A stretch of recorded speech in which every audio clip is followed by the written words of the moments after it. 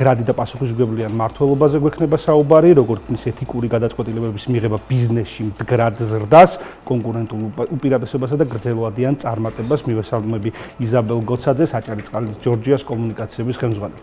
ძალიან დიდი მადლობა გადაცემაში მობრძანებისთვის. ძალიან ხშირად ვახსენებთ, რომ წარმატებული ქალები ძალიან დიდი დოზით ჭირდება ჩვენს საზოგადოებას, ვინაიდან ჩვენი საზოგადოების წინსვლა და წარმატება ზუსტად აი ამ მაგალითებით უნდა იყოს, თითით საჩვენებელი მაგალითებით, რომ გაიზარდოს პირველ რიგში ცნობიერება. მადლობა გადაცემაში მონაწილეობისთვის, იზაბელ, ძალიან მნიშვნელოვანია თქვენი კონტრიბუცია. პირველ რიგში მოდით ვისაუბროთ მმართველობაზე. ჩვენ გქონდა უკვე გადაცემა და ჩვენ გარკვეულწილად გაგვაცანით აჭარისწყალი ჯორჯიას მმართველობის ფორმა, როგორც შიდა სტრუქტურული, ასევე მისი დამოკიდებულება გარემოზე და ადგილობრივ მოსახლეობაზე. მე მინდა ასეთი მიმართულებით დაგისვათ შეკითხვა. რამდენად მნიშვნელოვანია მმართველობის ასეთი ფორმა, გაერო სტანდარტებით და რამდენად ხდება დღეს საქართველოში ამ ყველაფრის, ამ ყველა წესის თუ თეზისის იმპლემენტირება, იმიტომ რომ გასაგებია აჭარისწყალი ჯორჯია ამ მიმართულებით მუშაობს და ძირითადი მიმართულება ეს არის ზუსტად და მთავარი мотиваცია, თუმცა მაინც განვითარებადი ეკონომიკა ვართ და საკუთარ თავს და საკუთარ ბიზნესს ვერ მოვთხოვთ იმას, რასაც თხოვენ განვითარებული ქვეყნები და ეკონომიკები. რა ხდება ამ მიმართულებით? პირველ რიგში ძალიან დიდი მადლობა გადაცემაში მოწვევისთვის.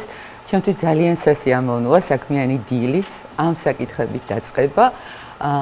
მმართველობის ახალი სისტემა, რომელიც ასე ვთქვათ, ეს არის ტრანსფორმაციული მმართველობა, ძალიან მნიშვნელოვანია არა მარტო ენერგეტიკული სექტორისთვის, არამედ მთლიანად ბიზნესისთვის, იმიტომ რომ ეს არის, თქვათ, კონკრეტული კანონმდებლობის მიღმა.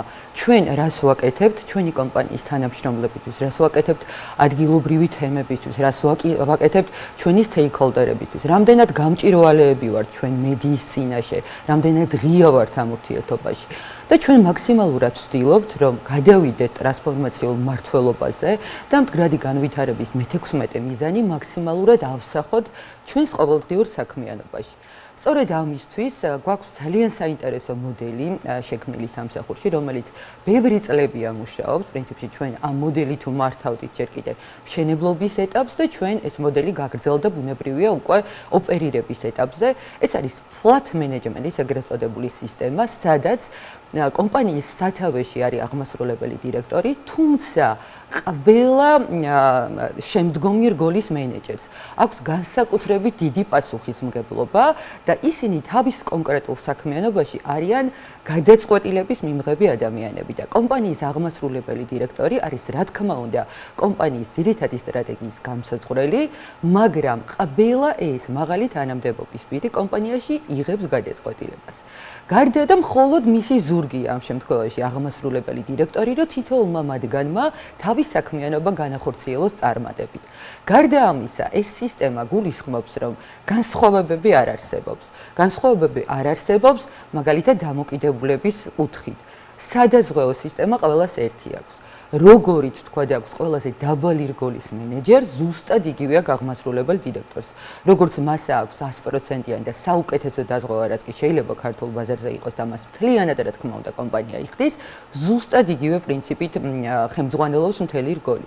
გარდა ამისა, ეს არის თქვა მივლინება ან რაღაცა სხვადასხვა ტიპის გასვლები, team building-ი ამ მსგავსი აქტივობები, როგორი ნომრითაც სარგებლობს, მაგალითად სასტუმროში აღმასრულებელი დირექტორი, ზუსტად იგივე სტანდარტით ხელმძღვანელობს ყველაზე დაბალი რგოლის მენეჯერი და ეს საბოლოო ჯამში ჩვენ ამით ვქნით თანასწორ სისტემას, სადაც ყველას აქვს ერთნაირი პირობები იმისთვის, რომ თავისი საქმიანობა წარმატებით განახორციელოს და იყოს მაქსიმალურად ჩართული კომპანიის საქმიანობაში.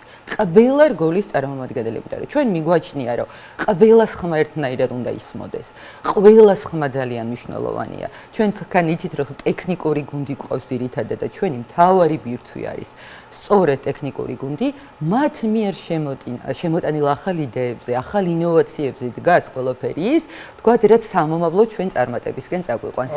იზაბელ, ძალიან მნიშვნელოვან საკითხს ვეხებით და ალბათ მივედით საკითხის ცენტრში გენდერულ თანასწორობასთან დაკავშირებით, იმიტომ რომ მე ხა ვისაუბრებ შედეგზე, რა მოცემულობაც გვაქვს ქვეყანაში, რომ საქსტატის ინფორმაციით თითქმის 1000 ლარიანი განსხვავება არის მამაკაცის და ქალის საშუალო ხელფასთან შედარებით. ეს ერთგვარი სიმპტომია რაღაცა იმ პრობლემისა, რომელი პრობლემაც არის და საერთოდ მაგას შეგეკითხებ პირველ რიგში არის თუ არა ეს პრობლემა და რამდენად მნიშვნელოვანია იმ ტრანსფორმაციაში, რასაც ჩვენ ქვეყანა გადის. განვითარებადი სტატუსიდან განვითარებულისკენ ტრანსფორმაციის კუთხით რამდენად მნიშვნელოვანია რომ SGP იყოს დაბალი და უყურებდეთ პირველ რიგში პროფესიონალიზმს და არასკერს, იმიტომ რომ ფაქტია ვხედავთ ამ პრობლემას. ძალიან კარგი კითხვაა. განსაკუთრებით, როდესაც საუბრობთ, თქვათ, ისეთ დარგზე, როგორიც არის ენერგეტიკა, აქ რეალურად მაინც უფრო მამაკაცები არიან ხოლმე ხშირად წარმოდგენილი წამყვან პოზიციებზე. ამას ბევრი ფაქტორი განაპირობებს, მაგრამ ჩვენ მნიშვნელობას ვცდილობთ, რომ ეს მეტნაკლებად დავანგრიოთ, თქვათ, ეს ხედვა და ამის ძალიან კარგი მაგალითია, რომ კომპანია აჭარისწყალი ჯორჯიას მენეჯმენტში 60%-ზე მეტი ქალია. ანუ ძირითადი მიმართულებები, როგორიც არის მაგალითად სოციალური გარემო, ფინანსები, კომუნიკაციები, მარკეტინგი, HR, ბევრ მიმართულებას ფარავენ ქალები და სწორედ ისინი არიან წამყვან პოზიციებზე წარმოდგენილი. ესეთივე კარგი სურათი ჩვენ არ გვაქვს ტექნიკური მიმართულებით, თუმცა ჩვენ ვქმნით ყველა გარემოს იმისთვის, რომ ქალებს ჩვენ კომპანიაში მოვიდნენ, ანუ ისარგებლონ იმ ყველა პირობით, რომელიც ჩვენ გვაქვს, მივცეთ განვითარების საშუალება, მაგრამ ამას ესე ხელოვნურად ვერ შევქმნით. ანუ რეალურად ჩვენ გვაქვს ყველა პირობა ვიცვევთ ყველა ქალს, იმიტომ რომ იქ არის ყველა პირობა, თქვენ მოგეხსენებათ, როდესაც მაგალითად ტექნიკური ტიპის მენეჯერი ან ინჟინერია კომპანიაში, ისინი უმეტესად დიდ დროს ატარებენ ოჯახისგან შორს, სხვა ადგილას, იქ ცხოვრობენ, ანუ მათი ცხოვრების სტილი განსხვავებულია ვიდრე სხვა ბიზნესებისა. მაგრამ ჩვენ ადგილზე ვქმნით ყველა პირობას ქალებისთვის, რომ კონდეთ განთავსებიდან დაწყებული, აი ყველა ის პირობა, რომ ისარგებლონ იმ ყველა ისე ბუნებრივი მოცემულობით, რომელიც ჩვენ კომპანიას აქვს. ჩვენ ვთავაზობთ მაღალ სტანდარტს და სწორედ ამით ვეპატიჟებით ქალებს. თუმცა აი რეგიონის ჭრილში ცოტა განსხვავებული ხედვა გაქვს და თქვენ იცით ჩვენი სოციალური პროექტები. აი ის რეგიონები, სადაც ჩვენ მუშაობთ, ხულო და შუახევი, ჩვენ იქ მაქსიმალურად ვცდილობთ, რომ თქვათ ქალებს მხარი დავუჭიროთ ეკონომიკური განვითარების პროცესში. მაგრამ როგორ ვაკეთებთ ამას? ვაკეთებთ ამას თუ რომელიმე მათგანს რაიმე ტიპის გამოცდილება აქვს, ან იდეა აქვს და სურვილი, რომ უნდა რომ თავის ბიზნესი განავითაროს. ჩვენ მაქსიმალურად ვცდილობთ, რომ ფინანსურად დავუჭიროთ მათ მხარი. და ესეთი ქალების რიცხვი, რომელსაც ჩვენ ფინანსურად დავუჭირეთ მხარი ამ პერიოდის განმავლობაში, მხოლოდ ბოლო წელს ვიტყვი, არის დაახლოებით 31 ქალი, რომელიც ძალიან წარმატებულად მართავს თავის ბიზნესს და თქვენ იცით, რომ ჩვენ მუდმივად ჩვენ გვაქვს, არ ვიცი, ალბათ 250 ჯამურად 250-ზე მეტი სოციალური პროექტი განხორციელებული, ამაში მშენებლობიდან დღემდე 9 მილიონია დახარჯული, რომელიც საკმაოდ მასშტაბური ციფრია. ჩვენ ბუნებრივია მონიტორინგს ვაკეთებთ ჩვენ ყველა ამ სოციალური პროექტის რა როგორ მუშაობს, სადმე ცვლილება ხომ არ არის საჭირო და ამით ჩვენი წვლილი მნიშვნელოვანი წვლილი შეგვაქვს. აი ამ კუთხით, თქვა წლების განმავლობაში ბევრი მიმართულებით განათლებიდან დაწყებული სულ ვეხმარებოდით ქალებს, მაგრამ დღეს ჩვენ ვინაიდან ბიზნეს გადაცემაში ვსაუბრობთ, მინდა კონკრეტულად ის ქალები აღვნიშნო, ის 31 წარმატებული მეწარმე, რომელიც ჩვენ დავაფინანსეთ და დღეს რეგიონში აქვს ძალიან წარმატებული ბიზნესები, უკვე სხვებს ასაქმებენ. გარდა ამისა, მათი სერვისით არაერთი ადამიანი სარგებლობს და ვფიქრობ, რომ საკმაოდ მნიშვნელოვანი შედეგები დავდეთ. იზაბელ, კარგია რომ ძალიან კლასტერულად არაჩვეულებრივი შედეგები გაქვთ და ალბათ ეს ამ შედეგებს გაცილებით დიდი გავრცელება ჭირდება, ვინაიდან მივიდეს ხმა, განსაკუთრებით მოწყვალ საზოგადოებაში, რეგიონებში. მე მინდა გკითხოთ ცოტა უფრო ქვეყნის მასშტაბით, Global Compact-ის ბორდის წევრი ხართ და რა სიტუაცია გვაქვს ქვეყნის მასშტაბით აი ამ მიმართულებით. შეინიშნება თუ არა უკანასკნელ წლებში ტენდენცია გაუმჯობესების, არის თუ არა საზოგადოებაში იცვლება თუ არა აი ეს დამოკიდებულება, რომ ქალი და კაცი პირობითად კაცი უნდა მუშაობდეს ქალის სახლში, ქალებს არ შეუძლიათ მენეჯერულ პოზიციაზე, იცვლება თუ არა ეს დამოკიდებულება ბოლო წლებში. პირველ რიგში მინდა რომ თქვენ გადაცემას განსაკუთრებული მადლობა უნდა გადავუხადო, იმიტომ რომ ჩვენ ბიზნესი თქვენი მხარდაჭერის გარეშე ამ მიმართულებით ხელშესახებ ნაბიჯებს ვერ გადავთქვით. დიდი მადლობა. ამისთვის ძალიან დიდი მადლობა. ბოლო წლებში თქვენი ხელშეწყობითაც არის ეს, რომ იცვლება, მე ვერ ვიტყვი, რომ თქვა ჩვენ ამ მიმართულებით უკვე ძალიან დიდი ნაბიჯები გვაქვს გადადგმული, მაგრამ მნიშვნელოვანი ნაბიჯები გვაქვს გადადგმული მედიას, თქვენ და ჩვენ ერთად. ცნობიერების ამაღლება ამ მიმართულებით ძალიან მნიშვნელოვანია, რაშიც თქვენ აქტიურად გვეხმარებით და დროსთან ერთად, აი ხა მაგალითად თქვენ აღნიშნეთ Global Compact-ი, სადაც უკვე არაერთი კომპანია წევრიანდება. ეს კომპანიები მაქსიმალურად ცდილობენ, რომ აი გააერო სტანდარტების შესაბამისად, უკვე თავის საქმიანობაში დაგიგმონ ისეთი ნაბიჯები, რომელიც ამ მიმართულებით ხელს შეუწყობს. ეს ერთ დღეში არ ხდება ბუნებრივია, მაგრამ ჩვენ თუ დავისახავთ, ჩვენ გვაქვს მაგალითად 5 წლიანი გეგმა, როგორ გავაძლიეროთ, თქვათ, ქალების როლი კომპანიაში და როგორ მოვიზიდოთ, თქვათ, ახალი ქალები, როგორ გავხადოთ მიმზიდველი ჩვენი საქმიანობა ქალებისთვის ინჟინერიისა და ტექნიკური მიმართულებით.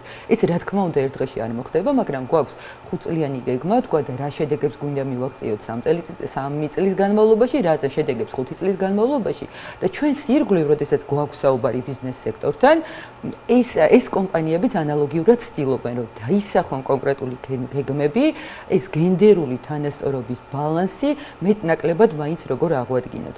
ერთი მეტნაკლებად სასიკეთო ტენდენცია შეინიშნება, ძალიან მცირედით, რომ ქალების და კაცების ხელფასები ცოტა უკვე უთანაბრდება ერთმანეთს და ამ ნიშნით დისკრიმინაცია მნიშვნელოვნად აღმოფხრულია. ვერ ვიტყვი, მაგრამ კონკრეტული ნაბიჯებია გადადგმული და ესიც ძალიან კარგი ცვლილებაა.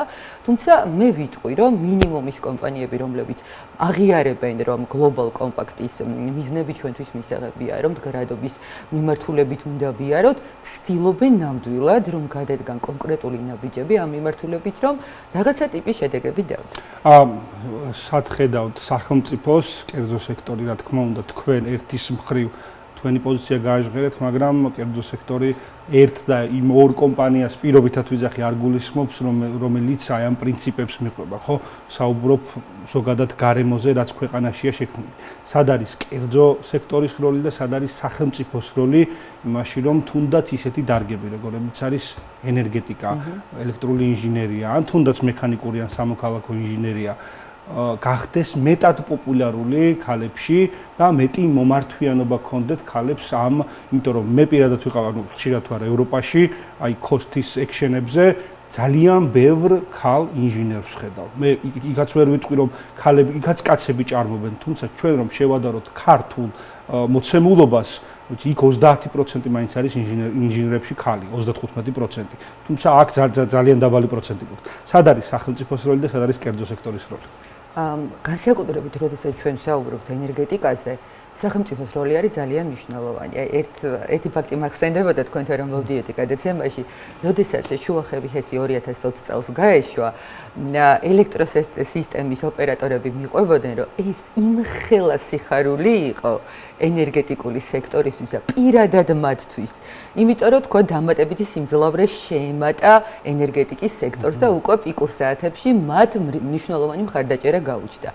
როდესაც ვლაპარაკობთ ენერგეტიკული პროექტების მშენებლობაზე, სახელმწიფოს როლი არის ძალიან მნიშვნელოვანი და მათი ჩართულობაც ყოველდღიური და თითო განხორციელებული პროექტი მათი წარმატების ნაწილიც არის, იმიტომ რომ ენერგოსექტორთან დაკავშირებული ყველა ორგანიზაცია ამაში არის ჩართული. ასე რომ ენერგეტიკა არის ერთი მთლიანი ობიექტი, ეს კერძო სექტორი იქნება თუ საჯარო, იმიტომ რომ ისინი მუდმივად არიან თავისი საქმიანობით დაკავშირებული ერთმანეთთან.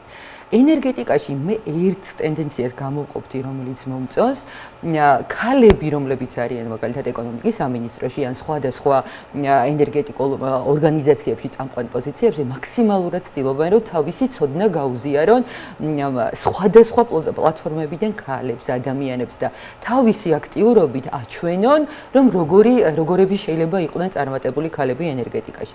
თუმცა ინჟინერიის მიმართულებით ჩვენ ძალიან ცოტა ქალი მახსენდება ახლა, რომლებიც თქვა ინჟინერიის მიმართულებით წარმატებულები არიან, თუმცა მე ვფიქრობ, რომ მათი მაგალითები სწორედ შექმნის პრეცედენტებს სხვა ქალებისთვის, რომ ამ მიმართულებით დაიწყონ აქტიურად კარიერის შენება. ძალიან დიდი მადლობა გადაცემაში მონაწილეობისთვის. კი, წარმოადგენთ კომპანიას, თუმცა დღეს თქვენი როლი გაცილებით მიმაჩნია იმ სოციალურ მიმართულების, რასაც ქალების ეკონომიკური ზრდა ქვია და მადლობა რომ ძალიან აქტიური ხართ ამ მიმართულებით. ეს ჩვენი არა მხოლოდ ქალების, ზოგადად საზოგადოების გაზრდის საწინდარია. დიდი მადლობა გადაცემაში მონაწილეობისთვის. შევახსენებ ჩვენს ტელემაყურებელს, რომ იზაბელ გოცაძე, აჭარისწყალი ჯორჯიას კომუნიკაციების მიმართულების ხელმძღვანელი იყო ჩვენი გადაცემის პირველ ბლოკის სტუმარი.